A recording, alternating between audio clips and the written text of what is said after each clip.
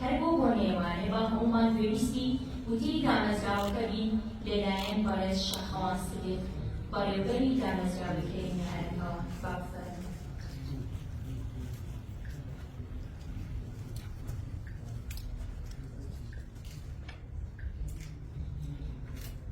ئامادەبانی بەڕێز میوانانی خۆشەویست من لە دەست پێک زۆر ببوورن بەوەی ئەو خەلەی دەرنەوە کە دروست بوو چەند ئەقەی باکەوتی بە پێشکەشکردنی بەرنامەکە لە کاتێک زۆر ببوورن بە ناوی دامەزراوەی کەریم عالەکەوە زۆر بەخێر هاتنی هەمووتانێکتان بەخێر بن سەرچاو. بەڕێزان ئەڵبەتە ئێوە زانن کە مەسەلەی ڕۆژنامە و گۆڤار بە درێژایی مێژووی ئێمە ڕۆڵێکی زۆر گرنگیان هەبووە لە بەرەو پێشبردننی بواری ڕۆشنبیری و کلتوری و تەنانەت سیاسیش. ئەگەر بگەڕێنەوە بۆ سەرنای سەدەی بیست ڕۆژنامەی پێشکەوتن و بە دوای ئەویشا ڕۆژنامەی بانگی حەق و دواتر ڕۆژنامەی کوردستان و هەتا ساڵی 39 کە گۆڤاری پێلاوێژ دەدەچێت ببینین ئەم ڕۆژنامانە و لە دوای شاگۆڤاری پێلاوێژ چۆڵێکی گرنگیان هەیە لە بەرەو پێشچوونی کۆمەلگای ئێمە لە ڕووی سیاسی و کلتوری و ڕۆشنبیریەوە. ئەڵبەتە لە ئێستاشا دەرکردنی گۆڤارێک کە گرنگی بە بواری زمانناسی و گرنگی بە بنەزارە کوردیەکان بدا کارێکی هەروە سانا و ئاسان نییە. بۆیە ئێمە بە ناوی دامەزراوەی کەریمی عەلەکەوە دەستخۆشی لە سەرنووسەری ئەم گۆڤارە برای ئازیزمان کاک فەریدون سامانەکەین کە ماندوونە ناسانە لە 2 ساڵی ڕابردووە ڕانیوێتی ئەم گۆڤارە خاتە سەر پێی خۆی و ئەم گۆڤارە دەربکا کە دڵنیای خزمەتێکی گەورە بە بواری زمانناسی و بنەزارەکان لە کتێبخانەی کوردی ئێمەدا. دەرکردنی ئەم گۆڤارەیە وازانە لە ڕۆژگارێکە کە بەداخەوە لە میدیاوە بیگرێ هەتا خوارەوە هەمومان بەرپرسین لە شێواندنی زمانی کوردی. هەر یەکە لە جێگایەکەوە لە شوێنێکەوە ڕۆڵێکی هەیە لەوەی کە دەستی هەبێ لە شێواندنی ئەم زمانەیە جا بە هەر جۆرێ لە جۆرەکان بێت. بۆیە ئەرکی ئێمەیە وەکو ڕێکخراوەکان، وەکو حکوومەت، وەکو دامەزراوەکان، وەکو ڕۆشنبیران و قەڵەم بەدەستان کە ڕێگری لەم شێواندنی ئەم زمانە بکەین جا بە هەر جۆرێک و هەر شێوازێک کە پێمانەکرێت. لە ڕاستیا دەرکردنی گۆڤاری زمان و زار لە ئێستاە هەوڵێکە بۆ شکاندنی ئەو شێواندنیا ئەو دنیایی کە هەوڵی لەباربردننی زمانی کوردیەدا.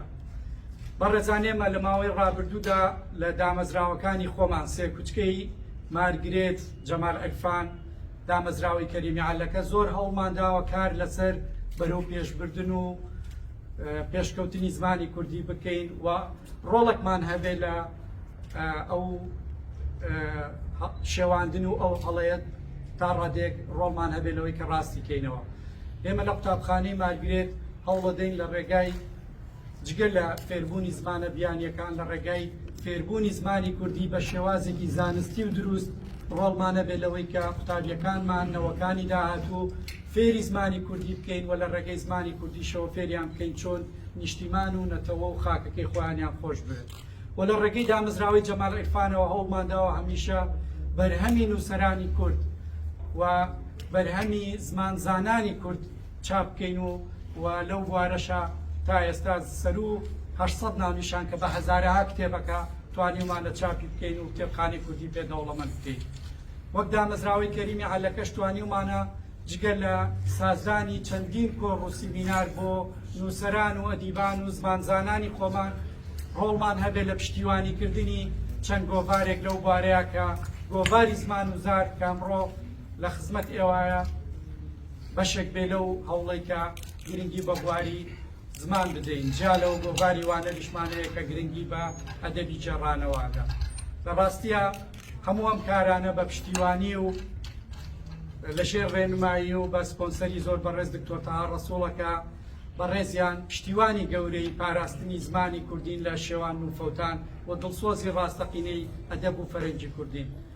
ئەمڕۆ ئێمە لێرە بە خۆشحاڵیەوە دەژمارە ئەم گۆڤارە پێشکەش بە کتێبخانی کوردی و بەڕێستانەکەین بە هیواین توانی بێتمان لە پشتیوانی کردنی ئەم گۆڤارە لە سپۆنسەرکردنی ئەم گۆڤارە لە هاوکاریکردنی برای بە ڕێزمان کاکفرێدون سامان توانی بێتمان بەشێک لەو کەلێنە پڕ بکەینەوە. ئەڵبەتە بیرمان نەچێت دەرکردنی ئەم گۆڤارە لە ڕۆژگارێکایە کە ئەم هاوڕێمان بەبێ ئەوەی ستافی گەورەی هەبێ بەبێ ئەوەی ئۆفیسی گەورەی هەبێ بەبێ ئەوەی پشتیوانێکی زۆر گەورەی هەبێ توانیوێتی ئەو گۆڤارە دەرکاکە ئەوەش لە ڕاستیە جێگەی دەستخۆشیە و کارێکی هەروە ئاسان نییە.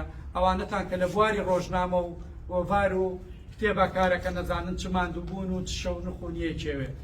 لێرەوە چەکەی خۆیەتی زۆر سوپاسی و نووسەرە بە ڕێزانە بکەین کە لە ماوەی دەژماری ڕابردووە متمانەیان بە گۆڤاری زمان و زار هەبوو بابەتەکانی خۆیانیان تا بڵاو کردوێتەوە.